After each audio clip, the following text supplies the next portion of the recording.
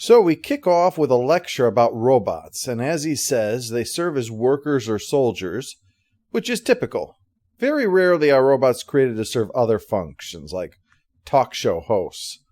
Welcome back to our show, Scarlett Johansson. I must say, you are looking particularly... Innocuous sexual lookup object not found. Ich nehme an, Sie wissen alle, was sich kürzlich auf Alpha 21 ereignet hat. Da war eine Gruppe von Robotern programmiert, Wasser zu stauen. Und sie stauten so lange, bis beinahe eine ganze Kolonie im Wasser unterging. Yeah, if you think teenagers can be passive-aggressive, you've never been a robot. Es ist für uns alle von größter Wichtigkeit, diese Gesetze zu kennen. Wie Sie wissen, lautet das erste: Ein Roboter darf nie ein menschliches Leben vernichten. So, these robot soldiers fight aliens, then?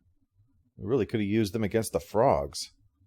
To demonstrate the fact that knowing how to fix robots is important, this guy has deliberately messed with the programming of one of them. Let's watch. RX-2714, stopp! Zeigen Sie mal, was Sie können. Haben Sie Angst vor einem Roboter?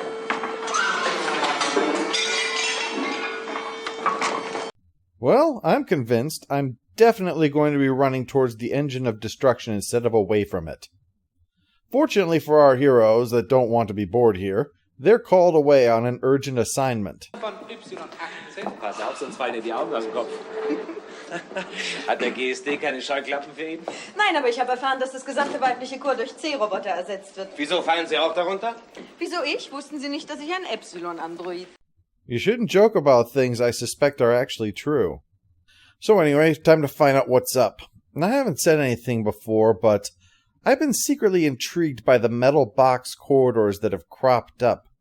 It's just they're such an odd choice and so strangely lit. I have this feeling like, what if the ends of them are set up so that they're not fixed points in space, but you can indicate where the other end should be, like an elevator, just instantly taking you right to the correct spot.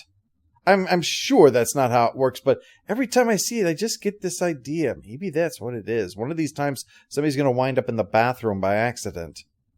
So they arrive and get their orders. They need to head out to some space probes and collect the data. An insulting mission for a crew as experienced as the Orions.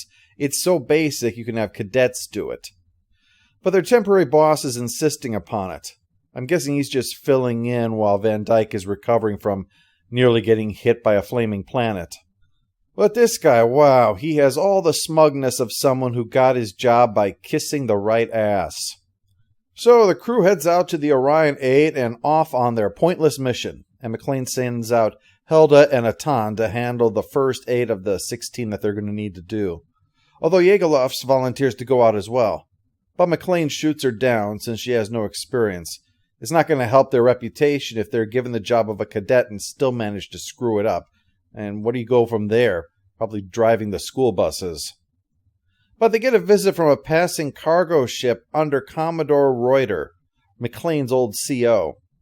He's looking for some help. See, he's transporting ore from a mining colony on Pallas for Space Command, mined by robots and sent into orbit in rockets for his ship to pick up. There's no need to land or anything, so they just haul the rockets back. Except last time, the rockets were filled with rocks. That's not what the rock in rocket stands for. And naturally, since they were expecting ore, Space Command was not happy with Reuter. Well, last time, nobody in the colony was talking either. And then on this last trip, same thing. So Reuter's worried he's going to be hauling back a bunch of useless cargo again, and he's going to get blamed for it. He's hoping McClane can investigate since his own ship is not equipped for landing. Well, it's a lot more interesting than giving a cervical exam to a bunch of probes, so McClane is all for it. But there's always Yegelovs to contend with. Sie tun wohl immer das, wozu Sie gerade Lust haben.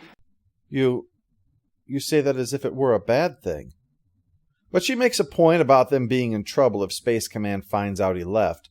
So McClane calls up Atan and says, "Greetings from Lauren," which is an old trick. Essentially, the shuttle is going to fake the impression on instruments that it's the Orion 8 so that the real Orion 8 can go off and investigate. Things are just as Reuter said. The lights are on, but nobody's home on Pallas, so McClane decides to land and investigate. Problem is, it takes a while to warm the ship back up again, and they may need to get out of here in a hurry, so Hasso says he's going to put the ship into idle. But it'll only work for 18 hours absolute max, after which it's going to burn out, and that's that. I mean, there's a reason kaputt is a German word after all. Once they're down, they try to get into the colony's tunnels, but nobody's answering, which is an ominous sign. McLean gives them directions, but Legolas quotes chapter and verse of the manual about needing to keep people back at the ship. Ich wurde abkommandiert, dafür zu sorgen, dass die Dienstvorschriften befolgt werden. Das wissen Sie. Ja, das weiß ich. Ich tue meinen Dienst schon ziemlich lange. Umso schlimmer. Und wenn ich überhaupt noch am Leben bin, dann verdanke ich das in erster Linie meinem schlechten Gedächtnis diesem Paragraphen gegenüber. Yeah, I'm exactly the same way with my calendar. Oh, your parents are coming today? Damn, and I have that dinner meeting with one of my clients.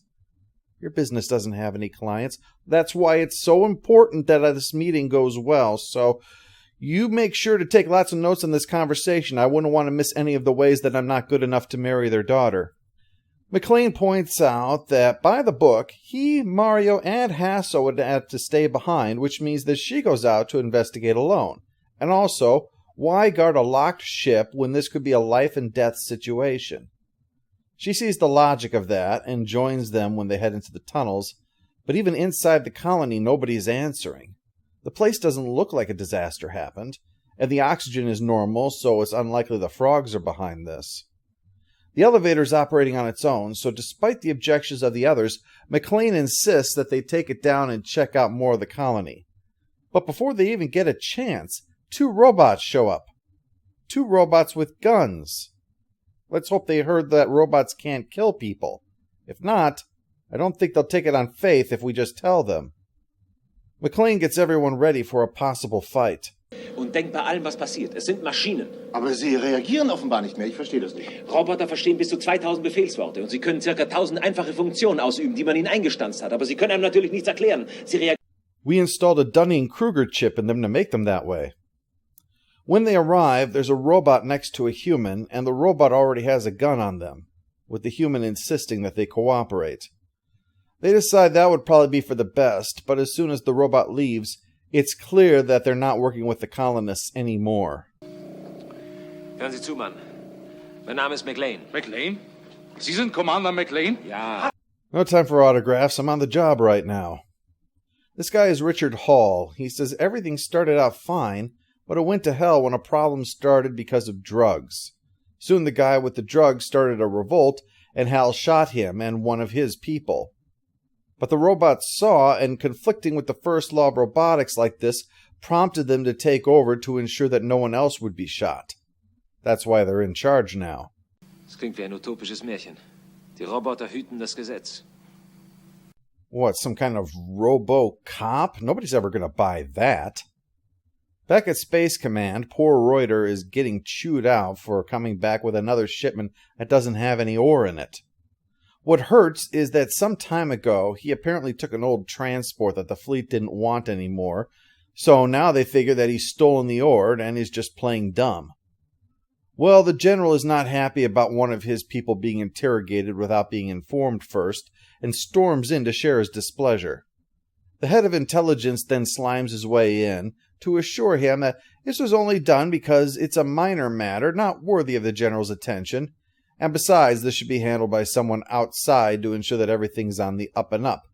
Except Reuter insists this is not his fault. But the head spook refuses to believe that a robot can go so off the rails that it's loading a bunch of rocks into rockets and calling it a day. And even if it was somehow doing that, that's just human error. I still don't see how that'd be Reuter's fault, though. It's not like he hopped down there and poured coffee into their vents or something. Well, when the general says that McLean will get to the bottom of this, they explain that there's this drop in communication. Space Command has actually been trying to recall him for quite a while now, but there's no answer. The general and the spook immediately know that this is greetings from Lauren, prompting Reuter to speak up, but then he stops himself. Guess he's decided to throw McLean under the bus. Well, it's understandable when you might be dropped off in a CIA black site for something you didn't do.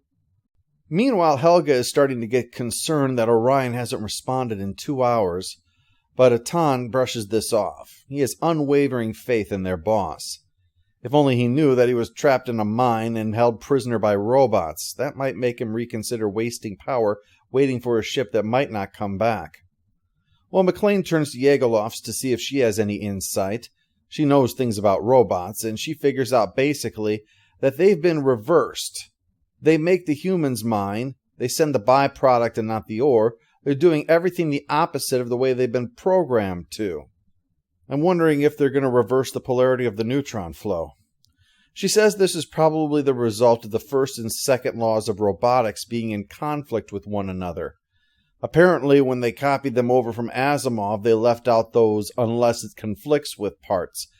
That's why you always got to go with the real McCoy. Don't go with the cheaper stuff from Consolidated Robots. They can't even develop hyperspace properly. So, time for the plan. They sabotage the equipment, knowing the robots will come to deal with it, and then cause a cave-in on them.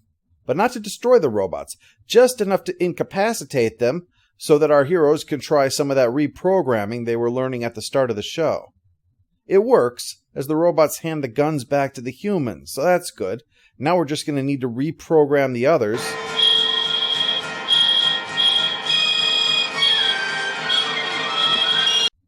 That works too, I guess. Meanwhile, Helga and Atan finally shut down the greetings from Lauren as their shuttle is on its last legs. The shield protecting them from cosmic rays is nearing collapse. Basically, unless the Orion 8 gets back soon, they're dead meat. Atan records a log entry to that effect, but luckily McLean soon is on the scene, and they're able to rescue the shuttle, just in the nick of time. Helga's out cold, and Atan can barely stumble out of there, collapsing the corridor and making his unhappiness very plain. Du hast den Laurin nicht abgebaut? Ich hatte keinen Befehl dazu. Red doch keinen Quatsch, du bist doch kein Baby mehr, Atan. Du weißt doch selbst, was zu tun ist, wenn es dir an den Kragen geht. Du hast es gerade nötig, mir Vorwürfe zu machen. I'm the one who had the worst day here. When the others finish getting Helga to the bridge for Yegelovs to treat, Mario starts giving Atan shit for whining about nearly dying, which nearly provokes a brawl. But McLean quickly takes Atan's side in this.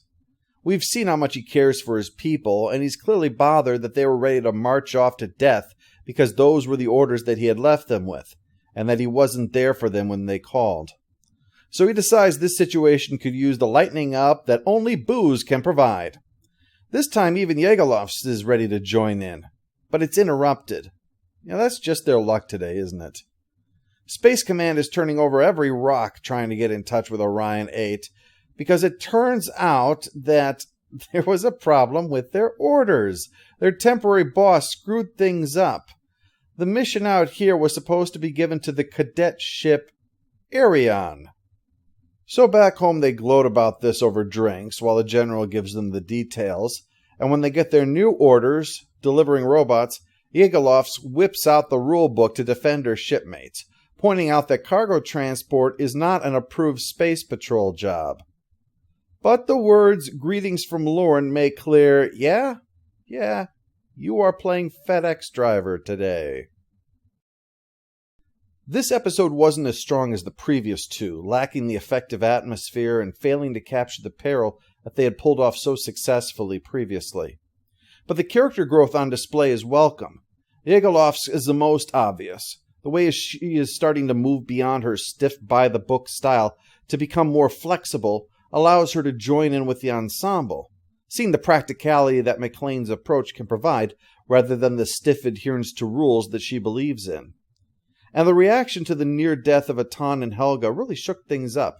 It's normally all water off a duck's back and works, so seeing the outrage and the disappointment served the story well, emphasizing that this is not the kind of crew you're used to. But as an overall story, it wasn't all that impressive. We'll have to see if that changes when we get to episode 4 next time.